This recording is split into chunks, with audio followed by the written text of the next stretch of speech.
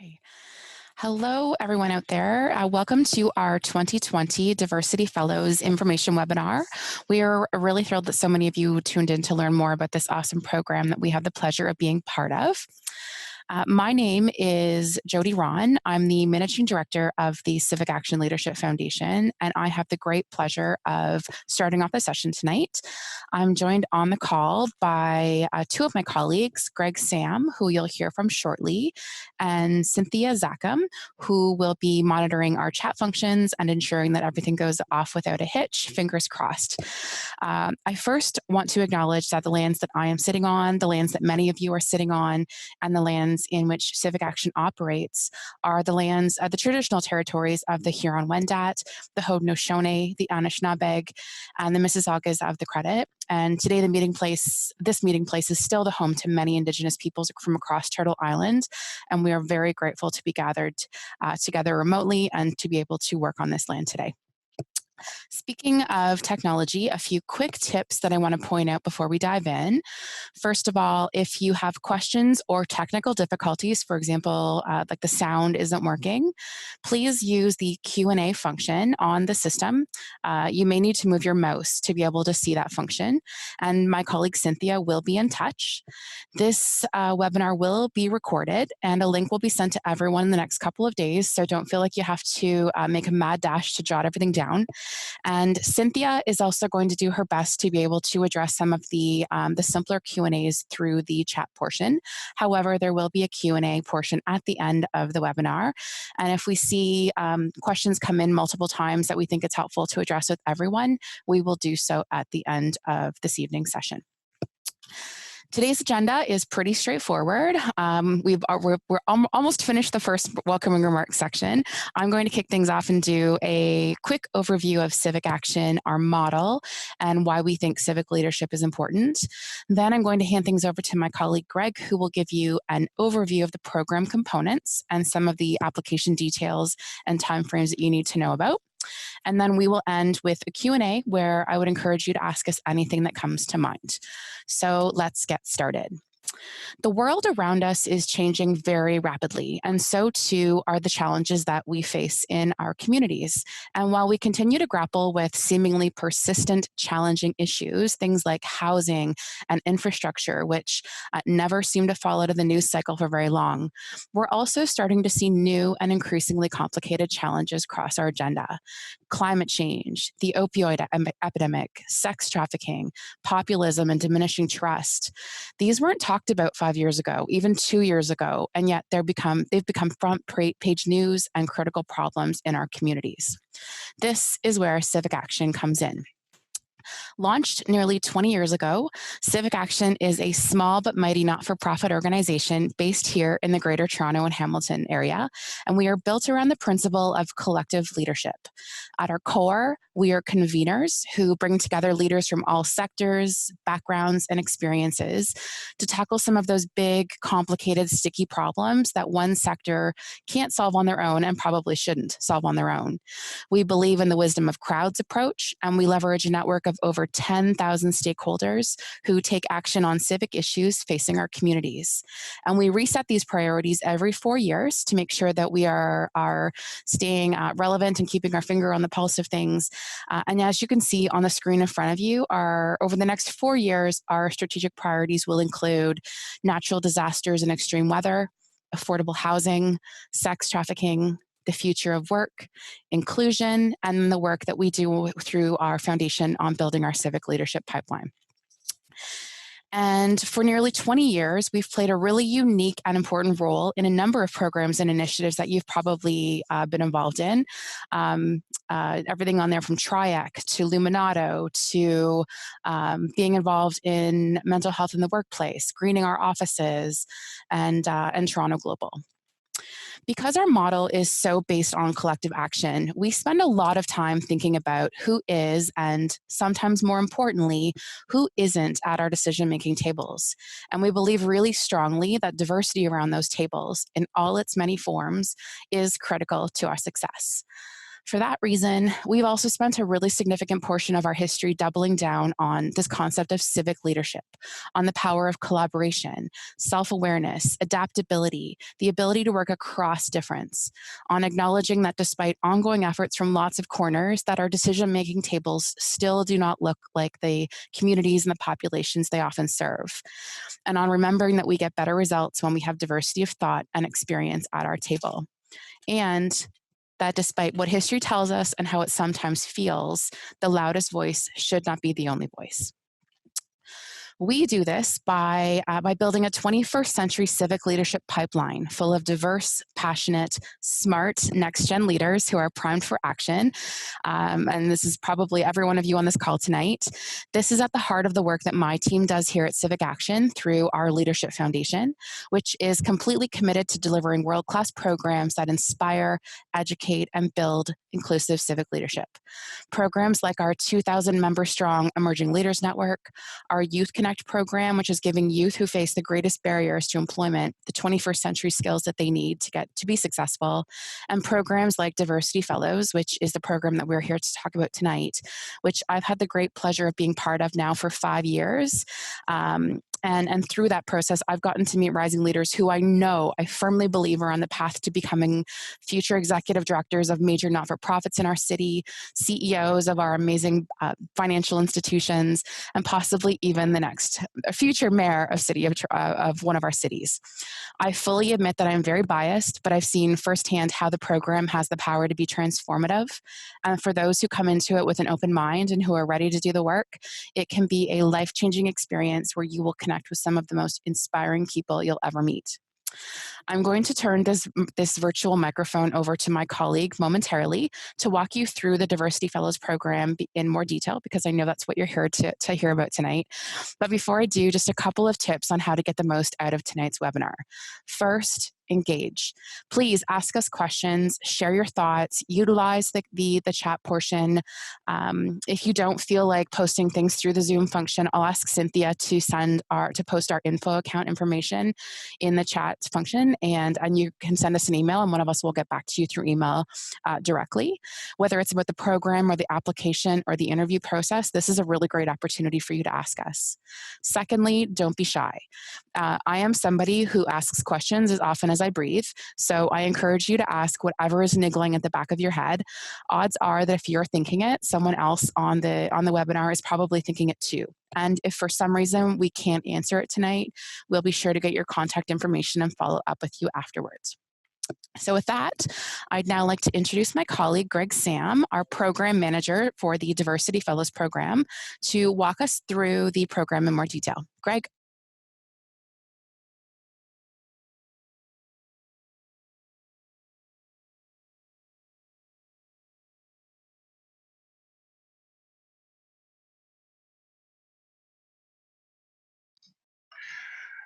Thank you, Jody, for that introduction. As mentioned, my name is Greg Sam. I'm the program manager of the Diversity Fellows.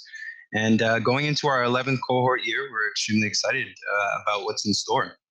Having taken the time these past few months to collect important feedback, consolidate it, make tweaks to the program, it's allowing us to continue that award-winning tradition that is the Diversity Fellows. So thanks to all of you for your interest in the program and taking the time out of your schedules on a weeknight.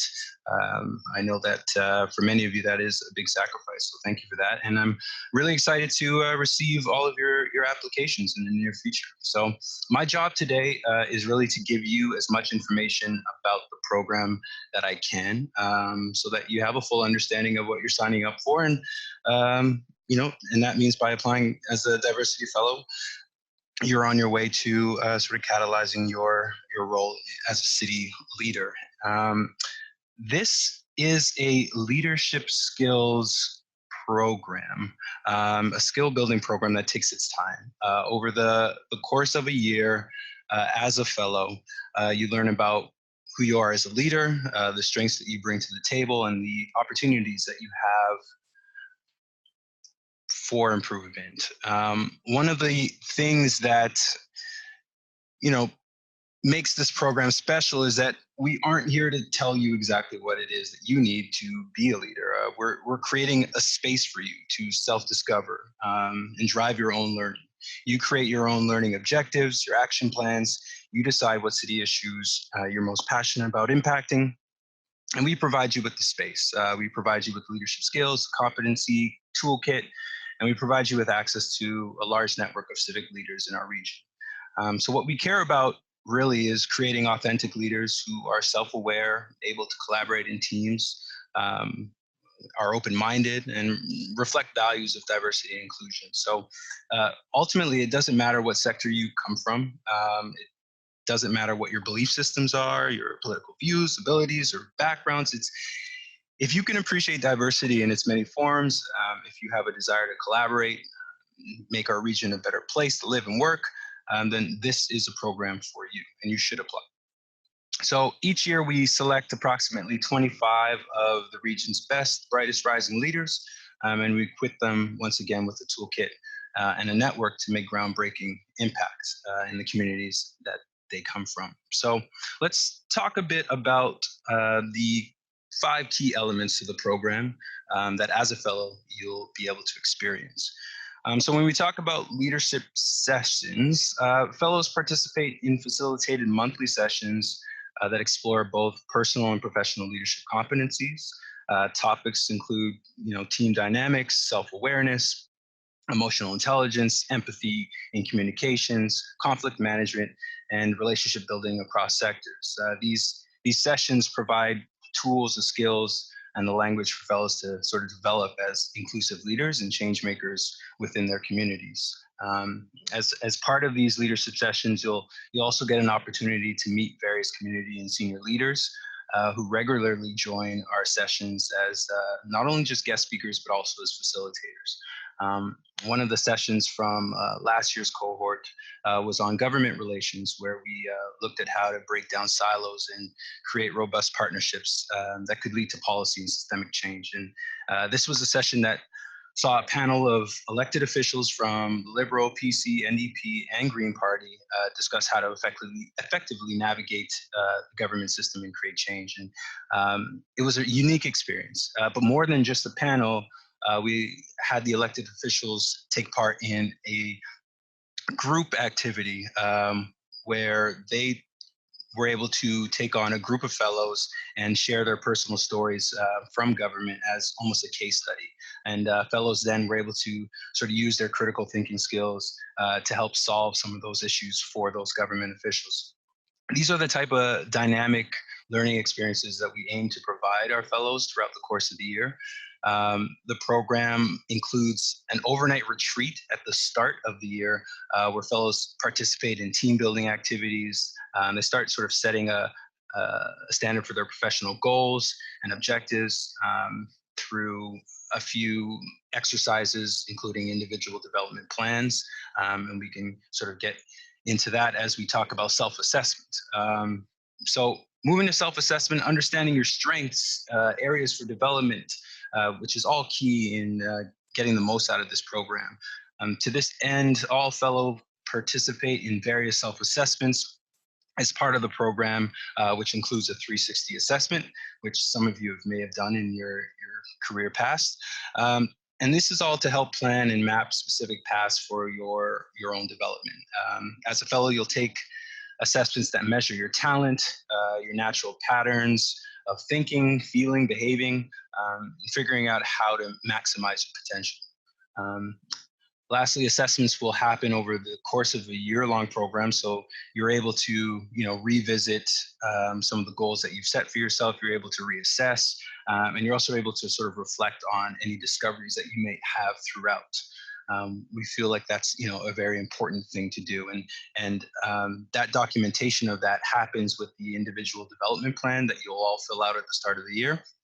And again, that's sort of used to help you think through your personal and professional goals for the duration of the fellowship and ultimately beyond. So when we talk about team projects, each year fellows form a multi-sectoral, multifunctional team that addresses a city building issue that you find important to you. As part of the program, CivicAction works with fellows to incubate their ideas, connect them with other city builders and influencers and create change in our community. Fellows will create their own timeline, format, and ultimately a format in which they just sort of deliver their projects from a public standpoint. How they demonstrate that is entirely up to them. But what we would ultimately like to see is a demonstration of learning. Public deliverable could be a video webinar, a community event, so on and so forth. And these details will all sort of get sorted out early on in the program process, which we're all looking forward to getting started on. The past cohort, so the 2019 squad, sort of had projects that ranged everywhere from social cohesion and isolation. There was a group that focused on future of education, the climate crisis, anti-oppression in the workplace, and a few others. So moving into networking. Fellows develop a strong network of civic-minded peers across multiple sectors, backgrounds within their cohort. Through their team projects, for example, and their leadership sessions, they'll have an opportunity to build new relationships with, again, some of the top leaders in the region.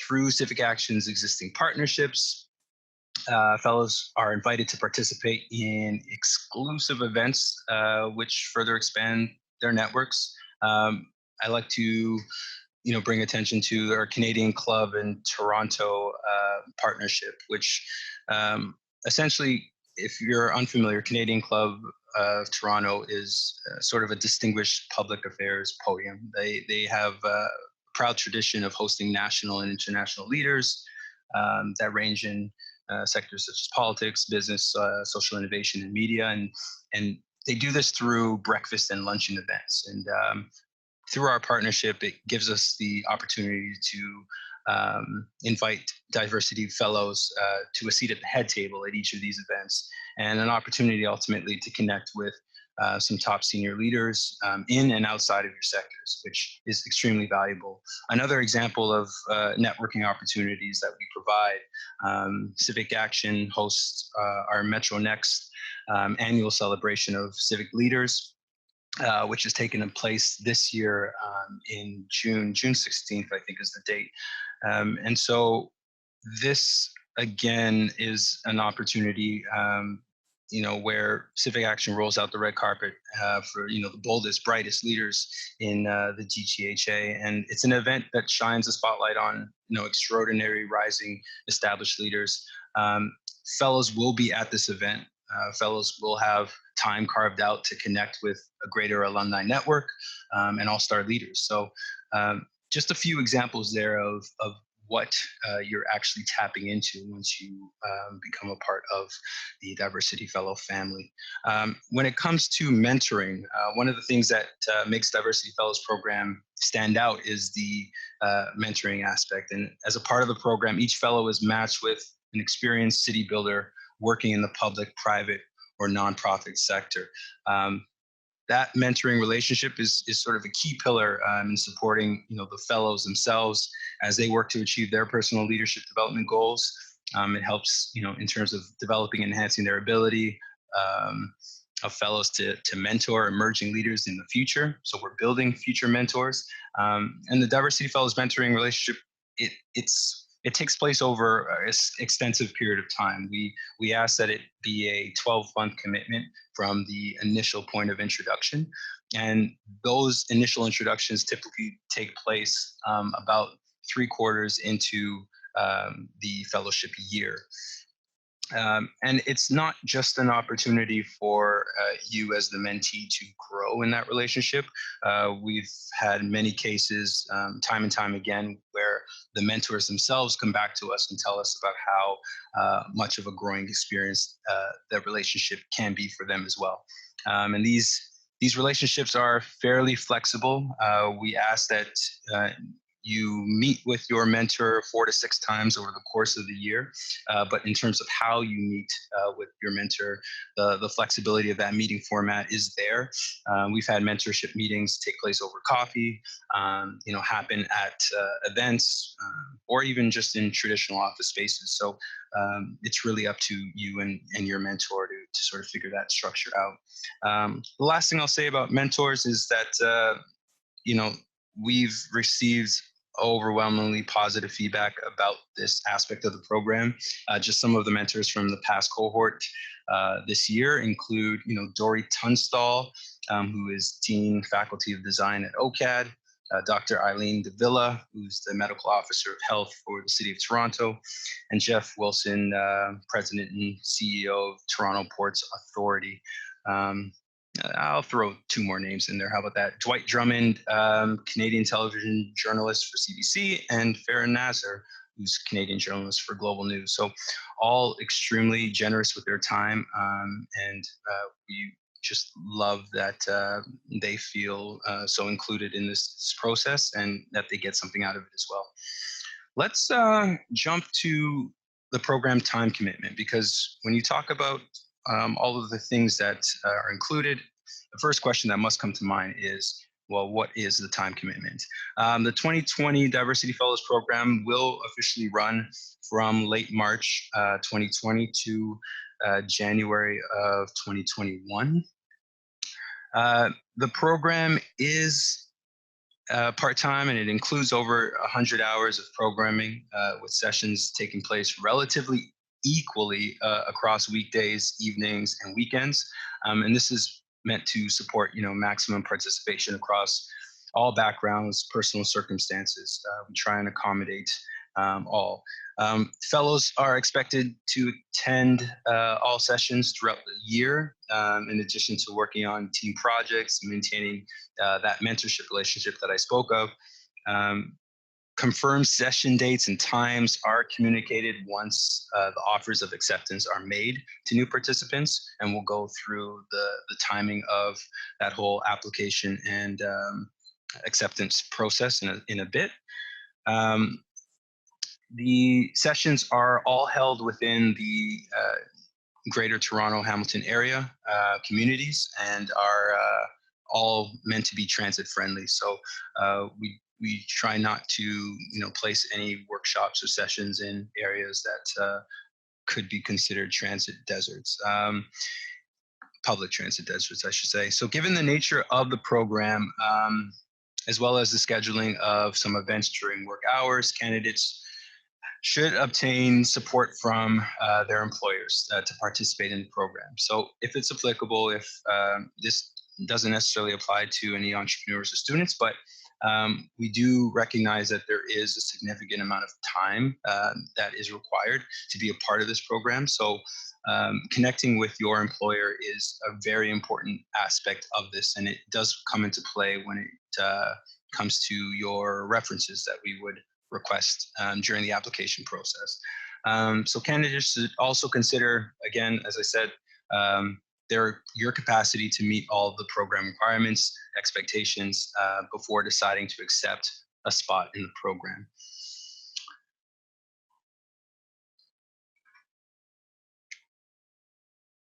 Let's talk about whether or not everyone here is ready to apply. Hopefully now you feel that you have a bit more insight into what is expected and that you are ready to apply. If you are planning on doing so, applications are now officially open until Sunday, February 9th at 11:59 p.m. is officially when we sort of close that application window. And all details and information can be found on the website with that link that you can see on the screen in front of you. The application consists of an online form, 2 references, and a CV. Now, those 2 references that we ask for are, well, one reference must be from your employer. I'll say that. Again, unless you identify as an entrepreneur or student, in that case, we would ask that you submit 2 personal references as opposed to 1. So As it relates to that reference from your employer, it must indicate the support for you to be a part of the fellowship program. We do this again because of the time commitment involved. Um, that's required again to attend sessions, as well as the 2-day retreat, which I spoke of at the beginning of this portion here. In terms of the selection process, so applications will be reviewed multiple times by program staff and members of an annual selection committee. We have assembled a selection committee of leaders, and this is, people from across the region, and they will collaborate with us, the CivicAction staff, as we sift through and ultimately select and deliberate on deciding of approximately 25 fellows. And those offers will be made once again in mid-March. The shortlisted candidates will be invited to attend an in-person interview, which will include a group interview and individual interview component. And for those that are familiar with that, it's more or less having you all in a room, giving you a case study of sorts to figure out as a group, and then present on, and then taking each of you that's a member of the groups one by one into a separate room to go through a more traditional individual interview style.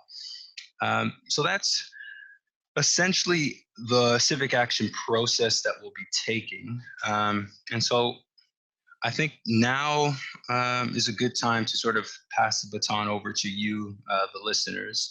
I know my colleague Cynthia has been in the chat fielding any questions. So perhaps we will start with any of the ones that haven't been answered. And if there are others who would like to add their questions about the program or the application process now, also please feel free.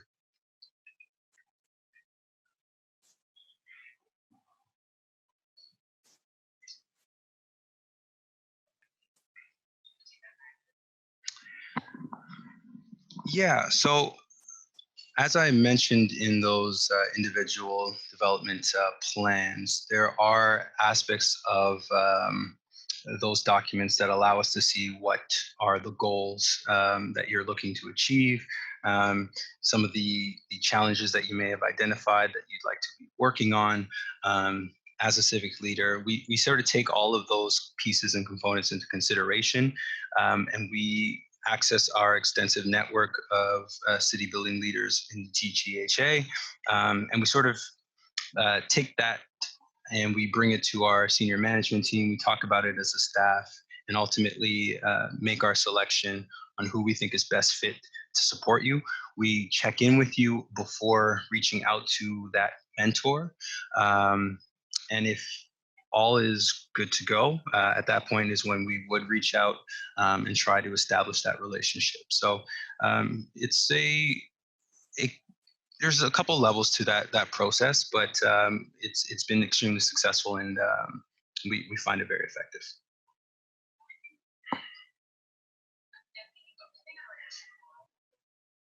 Is there a selection criteria, was the question asked by staff. So yes, there is a selection criteria that we do go through in terms of some of the requirements that are needed. As I mentioned, again, we are fairly open-minded in terms of the backgrounds that many of the applicants come from. We look to support, anyone that is ultimately coming from, whether it's 5 years of volunteer or career experience, and must just be someone that is, again, open to diversity, is willing to collaborate, especially in groups, working with folks that come from other sectors, and is really passionate about, just improving their community as a whole. we just like to see a certain amount of energy that's brought to the table, that speaks to strong leaders and strong leadership potential. And by doing so, I think a large part of that is why we do have our selection committee come from so many different areas of the city and the region, specifically for that, because we want to be able to identify those aspects and really see that reflected in the program candidates. So.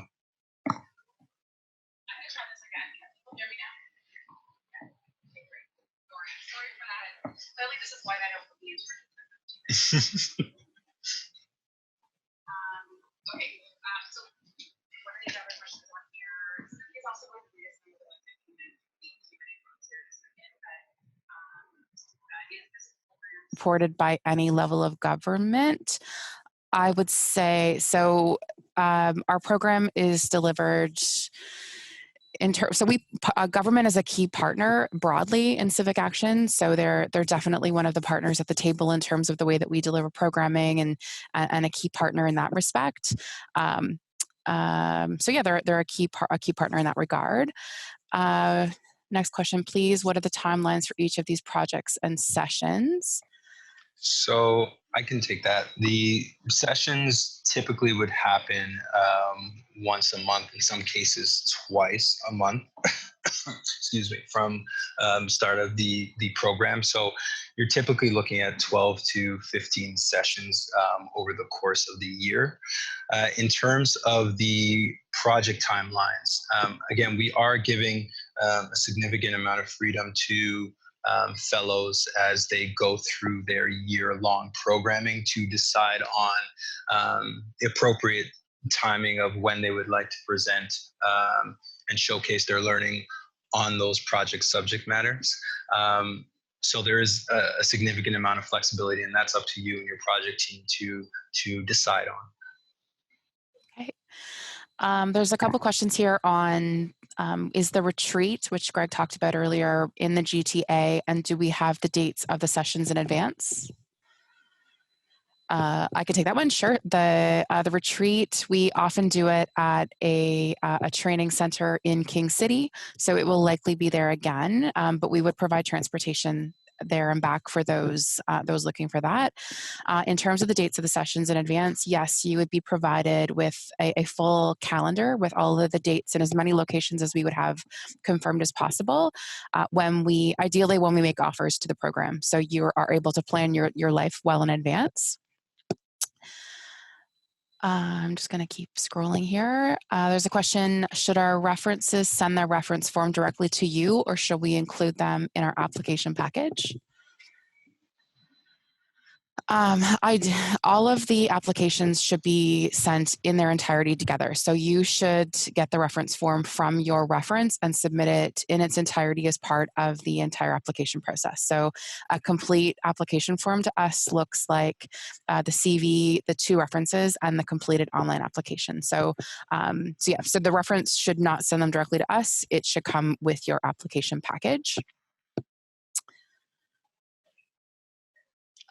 In addition to the time in the program, how much additional time commitment outside the sessions is required?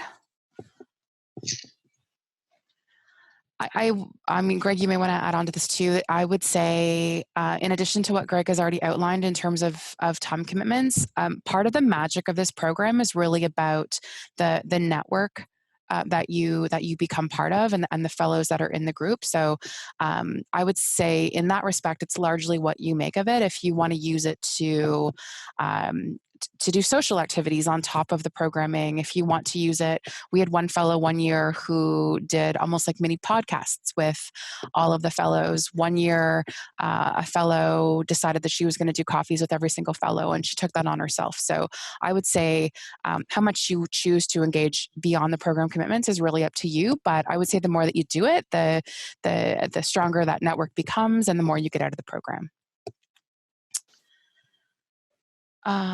Sorry, just keep scrolling here. Someone asked if we could move back to the time frame slide. So Greg, I will ask you if you can move back to the time frame slide. They've taken away all my control, so I can't do it. Okay, Cynthia is telling us you have a question. Hold on. Can you elaborate on what an appropriate personal reference would be? I would say you want to, so having gone through this process for a number of years, I would say you want to, an appropriate personal reference would be someone who can tangibly speak to your leadership abilities, who can tell a compelling story about who you are as a leader, the ways that you showed up, the impact that you've had in whatever the community is that is relevant to you. It doesn't have to be a long reference letter. I would pick people who know you well and can be a really good salesperson for you. What happens if a person cannot attend all the sessions? So if we understand that life does happen, and there are instances where fellows may not be able to attend a significant number of sessions. And so we ask that for each of the sessions, fellows provide at least 3 business days of notice before deciding not to be able to attend. And in that instance, I think it's understandable. I think oftentimes we may not get the luxury of those 3 business days, and that's also okay. We just would like to set the expectation that a fellow does attend as many as possible. If there are instances where those number of missed sessions are starting to increase, again, it's really about having an open conversation with us as a staff about why, and hopefully there are opportunities for us to support in trying to alleviate some of the challenges that a fellow might be facing that doesn't allow them to attend. Mm-hmm. There's a question here, what has the typical profile of a fellow been? And they give the example of earlier mid-career, sector, working in community. I don't know that there's a typical profile. I would say that it's typically folks who are, actually we've had them early, mid-career and late. I would say largely it's mid-career. We try to be very, very intentional in ensuring that we have a really good balance of sectors, perspectives, backgrounds, geographies. So the cohort is curated to be somewhat a reflection of the incredible diversity of that we have in our region in terms of all those pieces. So I don't know if there's a typical profile in terms of those pieces. I would say largely they share they've got collaboration baked into their DNA. They're people who want to get stuff done and have a real passion for leaving this world a better place than when they arrived. That's to me, that's the commonality of this. So. Someone asks, when do these sessions happen? Weekdays, weeknights, weekends? I'm not sure if I did speak to this a bit, but I'll just reiterate that the sessions are fairly evened out in terms of weekdays, weeknights, and weekends. I would honestly say it's about a third for each. And so again, this is meant to ensure that we're accommodating all of the fellows' needs as it relates to their personal life and being able to make the time commitments.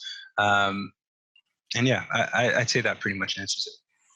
Yeah, we recognize that people are coming to this program from a lot of different lived experiences and backgrounds, and that scheduling is sometimes a barrier. So we do try to be intentional in doing a third to try to make it as accessible as possible. There's a question here about projects. Have any of the projects that the fellows worked on continue to live beyond the formal 1 year of the fellowship?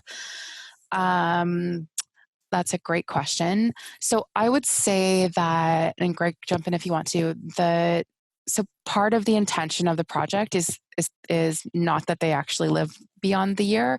We actually try to be conscious that they are scoped appropriately so that there is some kind of tangible accomplishment at the end of it. There are some examples I can think of projects that have where fellows have just had a real passion for it, and once they kind of got things moving through the program, that they took it and ran with it. The Aboriginal Professionals Network was something that came about through the fellows program that grew legs and became a real tangible not-for-profit post-program. That's an example of one I could think of. There was a group of fellows one year that did a lot of the legwork around getting approval or funding from the Rockefeller. I'm not going to get the terminology right, but the Rockefeller family to fund the chief resiliency officer for a period of time in the city. That kind of work. So I'm going to go over to Cynthia and ask if there's any additional questions that are on there. Hold on one second.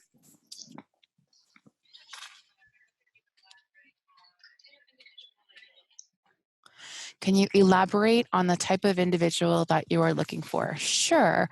I'll start and then Greg can jump in. So I guess first things first, we want somebody who has a passion for making our cities, our communities a better place to live and work. Somebody who has a general understanding of some of the challenges and opportunities that we face in our region, and somebody who has a curiosity and wants to get their hands dirty and dive and jump into it and really make a change. We're looking for people who have a strong sense of self-awareness. They understand how they show up. They understand they have a desire for self-improvement. They know that they're leaders, but they want to keep growing. We want people who have that leadership DNA. That doesn't mean that you have been working in a sector for 20 years and have a fancy title. That's not what we mean at all. It could mean a volunteer opportunity. It could mean any kind of time when you were a significant change agent in your community or your organization. We want good team players, people who work well with others, who are genuinely interested in connecting with folks who maybe don't think like they do or have a different approach to tackling problems than they do, and who want to learn from them. People who value different perspectives and lived experiences. And I think I said this one earlier, but just generally people who want to get stuff done and who believe that change is possible and yeah, just want to get their hands dirty and make a difference in the region. Yeah, and I think the only thing I would add to that is just, and it plays into exactly what you're talking about, Jody, is that level of authenticity in our leaders, and really just people that I would consider real, that come to the program and just are genuine in their concerns, genuine in their approaches, genuine in the way that they think, and just provide a real, authentic flavor. That's it. Going back to Cynthia here.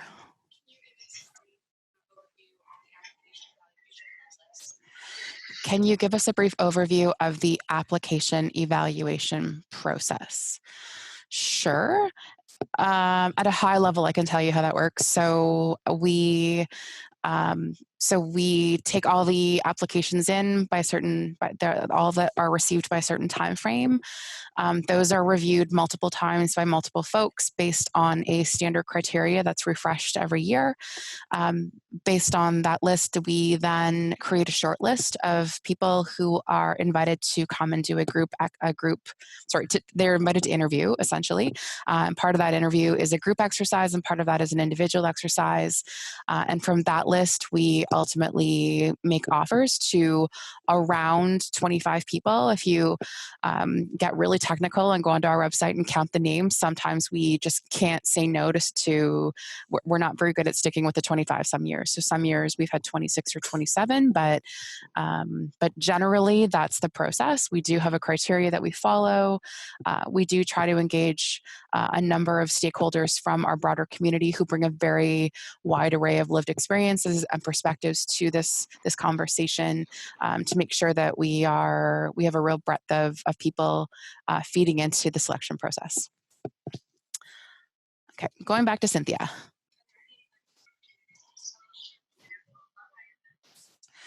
Are there any events or programming post-fellowship, i.e. alumni events, socials, etc.? It's another great question. So we are we are just about to launch the 11th cohort of fellows, which means that there are over 250 fellows alumni in the, not just here in the broader Greater Toronto and Hamilton area, but many of them have gone on to do really cool things in other parts of the world.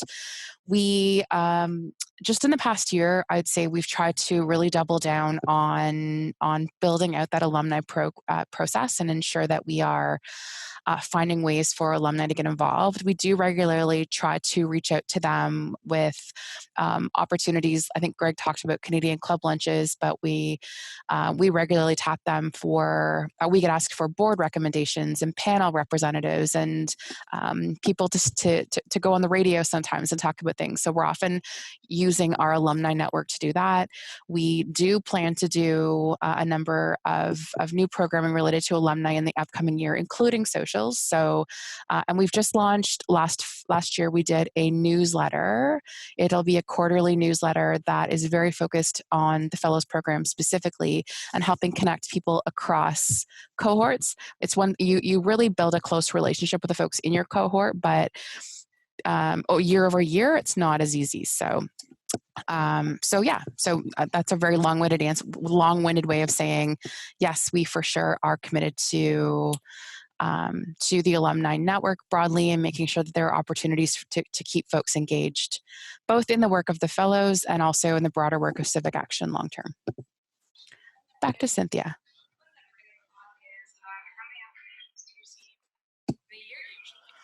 Okay, so the question was, how many applications do you receive in a year? And apparently a lot of you are asking this. Okay, she's answered a few. I would say the longer we've delivered the program, the more applications we get. So I think when I started here 5 years ago, we were receiving just over 100. This year we had, I think it was around 170 that applied to the program. And I would say every year, consistently, that number has gone up. So, and we whittle that list down to 25-ish fellows. Just conscious of time, we have 10 minutes left. Back to Cynthia.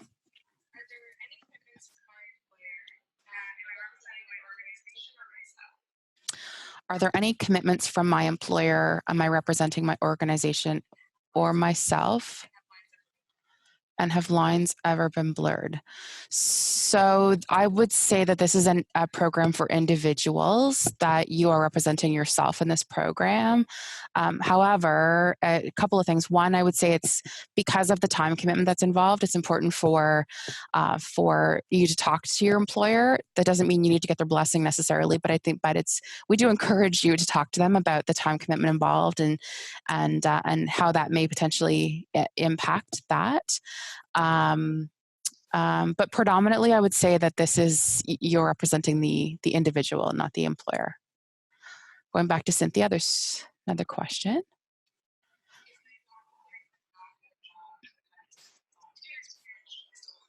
Okay, so this is, if I'm not employed and don't have a job, if I'm not employed and haven't had a job in a little while, but have extensive volunteer experience, should I still apply? So to us, absolutely, yes. Volunteer experience and lived experience is just as valuable to us as professional experience. So I would strongly encourage you to still apply to the program, for sure. Sorry, I'm just going back to Cynthia here.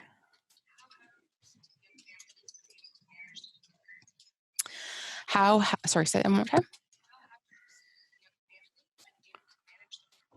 How have participants with young families managed engagement in the program? That's a good question. Go for it, sorry. So I'll start off and you can kind of jump in here, Jody. Yeah. So the CivicAction Leadership Foundation, we are committed to making the program experiences positive as possible, and so we do create open, inclusive spaces, and a part of that means an inclusive space for those with different family statuses. And so in terms of how we do so is with ensuring that if anyone does have any sort of childcare needs as it relates to attending the program, that we do in fact have those conversations around those personal accommodations. And it's really just about, once again, contacting myself or Jody or any manager of that specific program at CivicAction, and we can sort of go over those details and figure out ways in which we can support in allowing you to attend those sessions.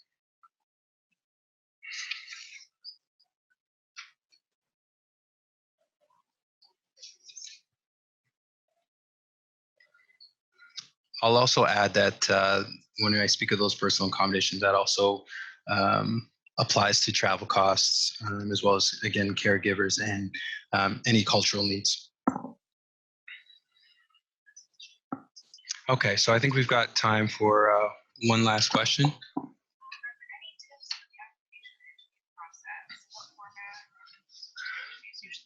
So the question is, are there any tips for the application and interview process, and what format are the interviews usually in? So again, as I mentioned earlier, the interviews do take place in a group and individual format.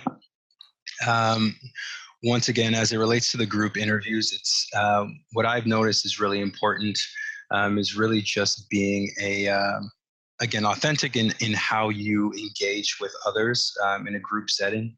If you are a quieter type that sort of waits for your moment to share your own thoughts and your own critical thinking processes, then I wouldn't recommend going into that group setting and attempting to sort of be the more dominant lead in that setting. Be who you are, and I think we are open to all types of leaders.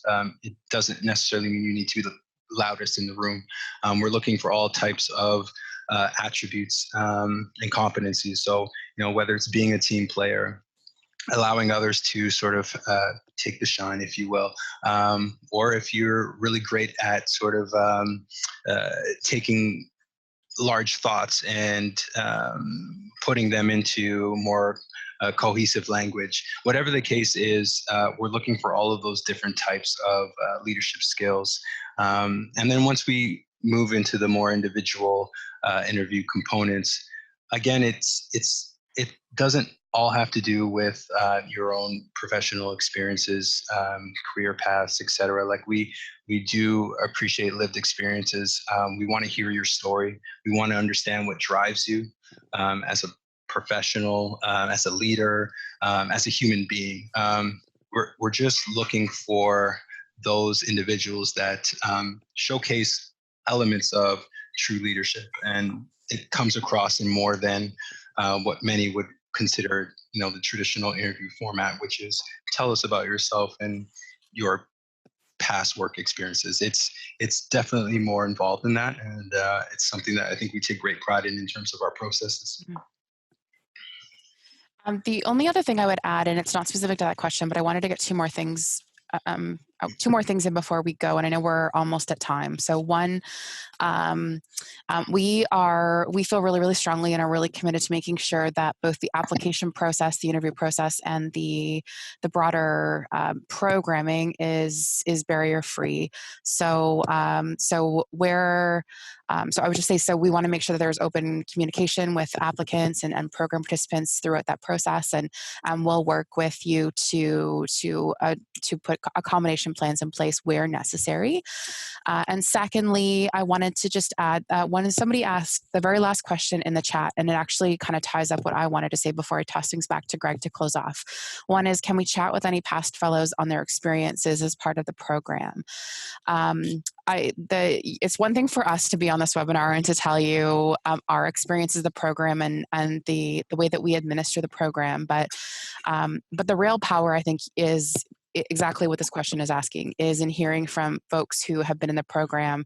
And especially I think interesting is folks who've been in the program a couple and a bit out of it for a couple of years, and the impact that they're seeing on their career and their networks and the value of those pieces a couple of years out. So if you're interested in chatting with former fellows, I would strongly encourage you to come to one of the in-person sessions that we are hosting next week. You can find the information on our website.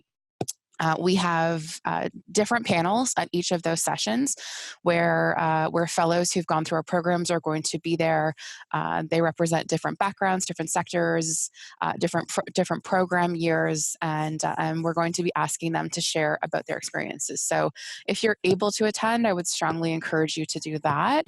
It's a really great way of hearing how they saw the program. Okay, I'm going to turn things back to Greg to say a few final words and remind you of the deadlines, and then we will let you get back to your evening. Yes. So thank you again, everyone, for the time on this weeknight. And once again, the final call for applications will be on February 9th. That's a Sunday at 11:59 p.m. We welcome any and all applications. If you have any other questions, there is instruction online to connect with us via email, or you can, feel free to pose any of those questions via phone. You can give us a call, or even find me on social. So there really is no limitation in terms of how to get in touch. And again, we're open to fielding any and all questions, and we really hope that we get to read as many of your applications as possible. And so feel free to attend the info sessions next week in person. Information again is online for those. And I think that's it. Thanks so much for your time, everybody.